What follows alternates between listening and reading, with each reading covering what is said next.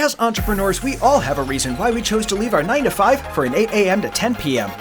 I'm here to capture those stories of why we all hustle and grind for our companies. Michelle is founder of Elevate Life Coaching. She empowers female coaches to simplify marketing and attract clients. Certified by IPEC, she specializes in conversion copywriting, content, and social media marketing. Author of Perfectly Normal, an immigrant story of making it in America, Michelle transitioned from a career as a clinical pharmacist to being a globally recognized coach and speaker. Creator of the Profitable Coach Formula, she's been featured in the Los Angeles Tribune Live, Fox, among others, inspiring many with her transformational approach. So, Michelle, thank you so much for being on the show today. I really appreciate it. I'm really interested in chatting with you because, first of all, we've got some background, the similar backgrounds. You were a pharmacist. I was training in healthcare and in the pharmaceutical industry, so there's that there.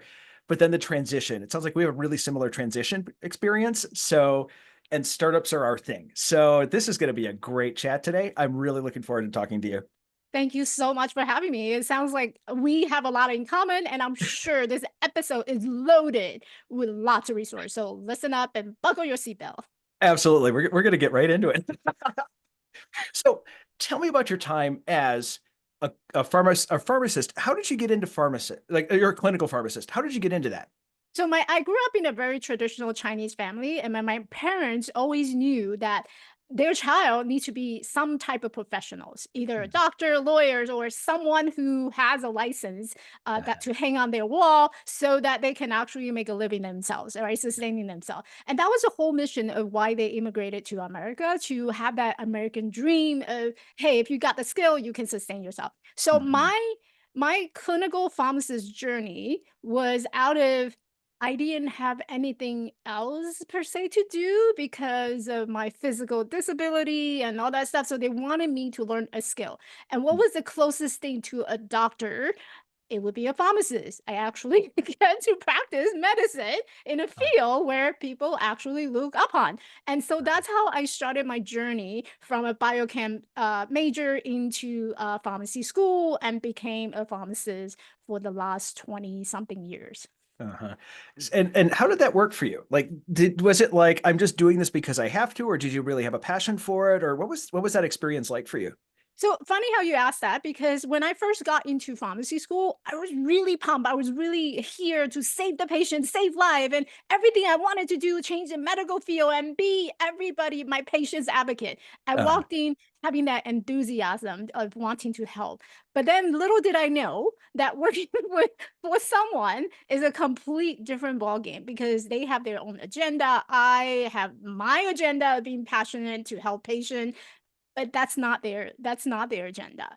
And mhm, so I realized very quickly, I would say within that first and second years entering the workforce, I mhm, realized that this is not fun. And I mhm. was getting to the place where I don't get to decide my schedule.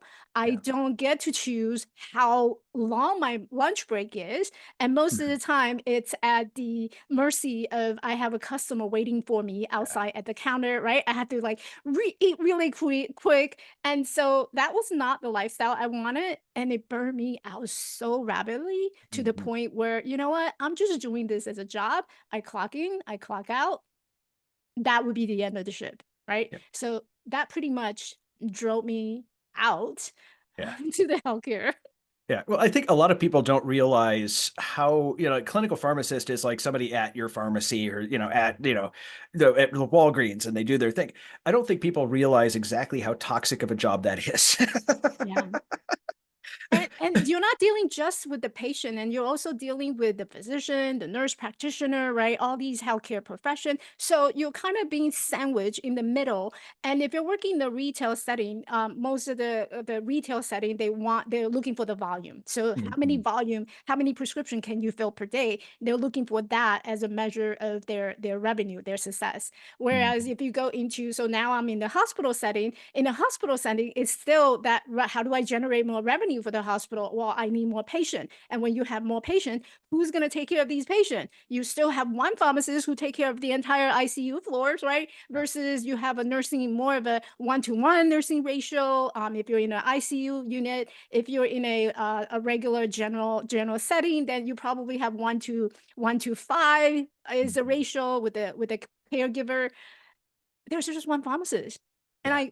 I don't think people realize that these are the people who's managing your meds. These are the Yes. people who's taking care and doing all the calculations, right? Yeah. So if anything, I would put more emphasis on the wellness of the pharmacist than anybody else. Yes. Well, especially since I mean, it's not like you're just doling out drugs. You have a deep knowledge of how they're interacting with each other, having to mix multiple, like doing compounding, mixing multiple ones together. You have to know if there's interactions to it or how to mix them properly because the chemicals may not be right. There's a whole like science. Yep. Yeah, there's a whole set of drug interactions, and you're not supposed to mix it with the grapefruit juice. Oh, I didn't know that. We can't have this one when the phase of the moon is wrong and the planet's not aligned with Saturn. Or maybe that's why you're not sleeping at night. Let's look at your meds. Yep. Or Yep. if you're not on one, we should put you on one. Or with people on a lot of medications, what is interacting with what, Yeah. you know. Yeah. Yeah, Yeah. and then there's yeah. So it's just I think it's one of those things that people don't realize the role of pharmacists and what they're doing, and not only how educated you are, but also just how toxic of a world it is. So I can imagine, I definitely see why there would be a change. And it Mhm. sounded like you're a lot of the folks that I have on the podcast where it's like they did the 9 to 5 thing because they felt like they had to. Like that was what it was expected, but it did not take long for them to realize this is not for me. Yeah. So what was that one moment where you just said, no, done? So it was actually multiple layers of moment. It was Okay. part of it was because of my professional journey. At one point, I was looking for an opportunity to apply and get promoted and step up to a pharmacy manager position. So I went ahead and decided to apply. I thought, well, I'm not going to be able to like doing this operational work for the rest of my life. At some point, I would like to be in front, sitting behind a desk and maybe do a 9 to 5 per se, doing a 9 to 5, and maybe that would be a sweet spot for me to go into retirement. So I was to the point where I was ready to apply for the promotion, but I was also going through a lot of personal struggles as someone who wasn't value herself, who had a lot of body shaming. There's a lot of just negative self-talk that was constantly going on in my personal life. Mm-hmm. And so it was a perfect storm and the perfect match that pushed me to, you know what? I didn't get the promotion. That's fine. Let's do something else. And that something else was just to see what can I do to make myself better or feel better. So Mm-hmm. I decided to went on to this fitness journey Hmm. because I was gaining weight and I was eating all the stuff that I shouldn't be eating at Yeah. work because you end up being the stress eater. So you gain a Yes. lot of things that you don't necessarily would if you're actually taking and looking after yourself. So I went on to this fitness journey, and little did I know that fitness journey turns out this huge transformational journey. I Uh, decided to book myself a ticket to hike Machu Picchu after going through the 26 miles Inca Trail with my two crutches. uh-huh. And Uh-huh. that that whole journey opened up the door to see what was possible outside of pharmacy. And Uh-huh. so on that trip, I learned so many lessons and key values that I would just completely change my mindset from who I was before to who I ought to become. And Mm-hmm. one of the things that I took out from that journey was I could be such an inspiration for someone else who doesn't have the physical capacity to do what they want to do, right? Who have gone through the entire all the way up to get a doctor's degree. I have the wisdom, but yet I still felt very small. I Mm-hmm. wasn't voicing my voice, I wasn't expressing myself. I could be someone else's inspiration. Mm-hmm. And that was a huge aha moment for me because never had I realized that just by talking, but just by sharing stories, that it would give me the opportunity to inspire someone to take action. Mm-hmm. Yeah. And I am such an action hustler, you name it. I'm down, I'm rolling on my sleeve. I am here to do the work.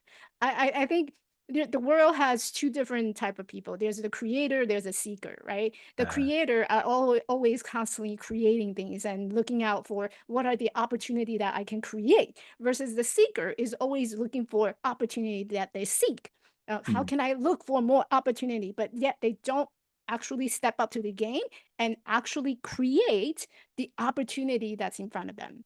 hmm, And so for me, I'm a creator. I yeah. create my opportunity. If you give me a situation, I'm going to create an opportunity out of this situation that works for me, for you, for everybody. It's a win-win-win situation for everybody. So I don't Mhm. seek opportunity. I don't sit Uh-huh. there and wait. So I started to do a lot I came home and I was inspired. Mhm. Well, I think as entrepreneurs, that's one of the things I love the most about working with them and being one too. It's like I don't like the way this is going, so I'm going to do it my way. I'm going to create something new, you know? Yeah. Yeah. And so you're doing all of this as well with the physical disability too. Talk a little bit more about that as well, just on top of it. Yeah. Well, so the physical disability is a result of a car accident when I was 11 years old. Mm, There was a car accident. The taxi hit me, and this is back in Taiwan, mhm, where I originally came from. And mhm, the taxi pushes me about 100 feet away. I woke up, lost consciousness, woke up, found myself in the hospital, and the following 4 years, so up until when I was 15, before I came to this country, I was going through a lot of rehab, learning how to walk again, navigating the wheelchair. I'm really good with wheelchair. I would say I have like mastered it. I know how to do all these tricks when I was little. And there's some like we have to find these little small moment that makes us proud, right? And that was one of my this is a small moment that made me proud when I was bound in the wheelchair. yeah. Luckily, I wasn't paralyzed, so I walk with two crutches, and Mhm. I'm 4 feet 4 inches tall, very tiny, very petite. And it is true what they tell you about Chihuahua. Chihuahua, they may be small, but they bite. You are the first person to say I'm a Chihuahua. I love that. Well, because I think that I think Chihuahuas. My best friend said it perfectly one day. He said Chihuahuas have two modes: angry and vibrate. And I think for you, it's more of the let's go out and do it. And do it. I have this. I'm not a fan, but I do have this sort of respect for Chihuahuas that no matter how small or big an animal, they're going to respond the same way, and that's usually an angry mode. I love that. That's an interesting They fact. have big personality. Chihuahua have big Yes, personality. they Anything do. small, this a great thing comes in small package, and Yeah, I'm a big believer in that. yeah, yep. So do Dachshunds. I had a friend with Dachshunds, and she said, "Yeah, small dog, big personality." I love Yep. it. I love it. So you made the transition. Let's go into this other story here, and that is about your parents coming to the U.S. Because you did it when you were a teenager. What was that transition for you? Because that's got to be a big difference between Taiwan and here. It was a huge culture shock Yeah. initially. There's a lot of things that I used to be able to do and say, I no longer being able to say. Number one, I had the language barrier. I didn't speak English Mhm. at all. Language Mhm. is not our primary language, or we didn't learn that. What we learned in junior high school back in Taiwan is this is a book, this is a pen. So something like that I can say. This is Mhm. a cell phone, right? Yeah. But in terms of everyday conversation, it was something that I was struggling with. I didn't know how to converse with my peers, my classmate, and it was on top of the fact that I look very different at that moment because I was still working while walking with crutches. I was also Mhm. physically look different, and I don't speak English. The two combination together, it was just not a good combination. Because Mhm. right around that time, 15 years old, you start to have this peer pressure, teenage Yeah. awkward year. So I was Yep. experiencing all that, having to adjust a new country, a new environment, having to make new friends. It was just not a very pleasant years for many Yeah. years. Yeah. They were a lot of friends who step up because they're also immigrants, so they start supporting you and being your circle. And one of the things I've learned in entrepreneurship journey and also early on in my life is that we can surround ourselves with the people who speaks our own language and be comfortable in it. Mhm. And for me, I saw that as, so I create my opportunity. So Mhm. when I saw that, I purposely took myself out of that comfort zone. I don't want to hang out in that circle of people also speak Mandarin or Chinese. I took myself out of that environment and I placed myself into a regular English class. And I Hmm. remember I sat in my counselor's office for hours Mhm. fighting with him. I said, listen, I'm here. I'm ready to move on to English. And I was using broken English. It's not like this. I said, I'm ready to move on to regular English class. You need to put me into the regular English class now. And he Uh-huh. was like, well, I don't think you're ready yet. They're reading Madame Bovary. And I'm Uh-huh. like, I don't care what they're reading. You need to put me into that class. And so sat there, I fought with him for hours until he took me out of ESL and placed Uh-huh. me into the regular English class. And Yeah. that's how I learned English. Yeah. And so I took that experience into my entrepreneurship journey because we always find ourselves in these circle of friends and colleagues who does the same thing as you are or has the same Mhm. level of Yeah. success, but we never take ourselves out of that comfort zone because they end up putting you on a pedestal, Yeah. and you don't have the room to grow. You have no room to improve. You need to hear what you don't want to hear sometimes in order to get better. Yeah. And so I'm constantly looking for opportunity like that and to create it for myself and to be able to like absorb all the lessons and experience and all the wins and sacrifice that they have to make in order to get to where they are. And Mhm. so I take that mindset into how I work now. That's amazing, and I love it. And it is true that we get into our own little worlds and we get into our own little cliques, and I think that we're naturally attracted to it, but also pushing your boundaries and saying, "I'm going to do something different, and I'm going to figure it out." I'm Yeah. going to go try to like you said, I'm going to just figure out how to do this and make it work. And sometimes that's the most fun. It's just I'm just going to poke this thing and see what happens. It's scary at the same Oh, it time, is. Yeah. and this is why I love podcasts, because when you can surround yourself with other people who are more successful than you are, then listen to Mhm. podcasts. Podcast is a Mhm. great way to like expose yourself to listen to the experience that others have and Yeah. learn from their experience. Yeah. And as entrepreneurs, I find that as having a podcast, I find they're very open to explaining, to sharing their stories, Yeah. even the ones where I just totally screwed this up and here's how I did it and here's how I fixed it.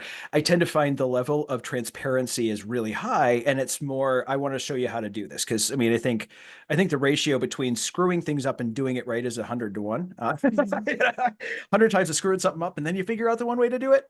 We're just used to it. It's something that comes part and parcel of it. I've totally screwed stuff up and it is what it is. And I think learning from that, and that's why I love podcasts. That's why I love having a podcast, is I got to talk to really interesting people like you. It's like, here's my background, here's my story, here's what I had to overcome. And there is something about that that is really refreshing. And sometimes it just resonates with you going, that was the one thing that I needed to hear at this moment to advance myself in life. Yeah. Yeah. That's what I love Yeah. about that. Awesome. Awesome. So So so I know you're going to ask me about the book. yes, There's one book that I love, and I feel this is so appropriate to share. sure. One of Yeah. the book that I really love is Over Deliver by Brian Kurtz. Okay. Yeah. Yeah. It really talk about what we just shared, Yeah. oversharing, over deliver, right? You always Uh, want to over deliver, and so that it's not about holding back on the information that you have. It's about giving the person what they need in that moment of time, and hopefully that would help them to get unstuck, and they mm, see you from a complete different perspective. They see you having more value to them rather yeah. than, oh, I should hold back and they should get into my program before I share this. I'm completely with the over deliver. It's like a mentor of mine said, he was a guest quite a bit ago, Greg Reed. He says, give your best stuff away for free. And what he means by that is an over deliver, keep giving stuff away. This is not about who has the most stuff and who can dish it out in the smallest portions. It's freely give it. And it doesn't seem to make sense at first, but once you learn exactly how to do this, it's very correct. You're giving so much value that people are like, just shut up and take my money. I will give you all because you're giving me so much value back again. Exactly. So now you transitioned back to um, and just to be clear, that was the book that you're recommending. You also have your own book, the Profitable Coach Formula. Let's talk a little bit about that. Like, what is that formula? What is that book about? So it's actually a course. Profitable Okay. Coach Formula is a course. And Okay. this is a course where I help startup female coaches and entrepreneurs to start their own business. And Okay. a lot of them, what I found is they're getting stuck in this idea of how do I talk to people? It's as Mm. simple as that.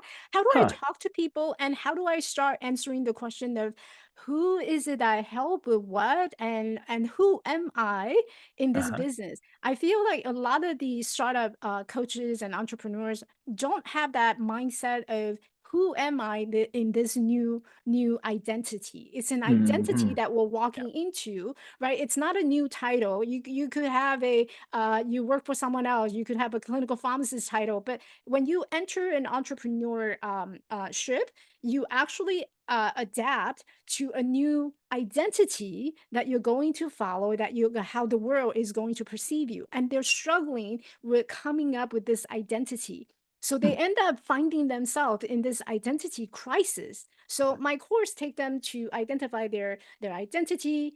How do you express yourself, your brand voice? How do you position yourself in the field? And then what offer do you create? So I walk them through that process of creating that initial offer, and then we go into creating your content. So a lot of what I focus on to the latter half of the course is about creating content. How do you actually position you in this market? And your whatever that you put out, it's actually a salesperson for you. We Yeah. like you and I used to be in the healthcare. Healthcare, it's very different, right? People come to us for what do you think about this? How do you resolve this? But when you're Yeah. entrepreneurs, you're going out there after them, and you Hmm. need to be better at selling. I don't care if you like a coach, like notch coach, and you're great with coaching. At the end of the day, you need to learn how to sell. You need to market your business. Otherwise, you have no business. Right? Hmm. And a lot of them struggle with the idea of selling. They don't know how to sell. So my way, that authentic way, I know that word is overused, but my way of teaching them how to sell is, since you're going to be creating content anyway, why not use that content, leverage it so that you can grow your audience, grow your followers, and get your clients. Yeah. So now that's a pretty big shift. So, but I just want to rewind for a second here and say between clinical pharmacist to marketer, that's a pretty big shift. Um, I love this. I love this sort of format for the question. Tell me about the sequence events that happened to get you into marketing.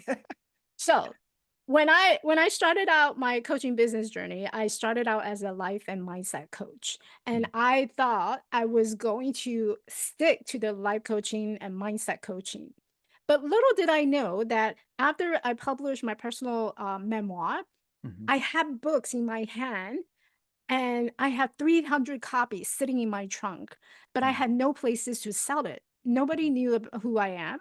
They all know me as, oh, Michelle, the clinical pharmacist. Oh, you're in the healthcare. Oh, which meds should I be taking? They ask me those type of questions. They never ask, oh, you published a book. What is your book about?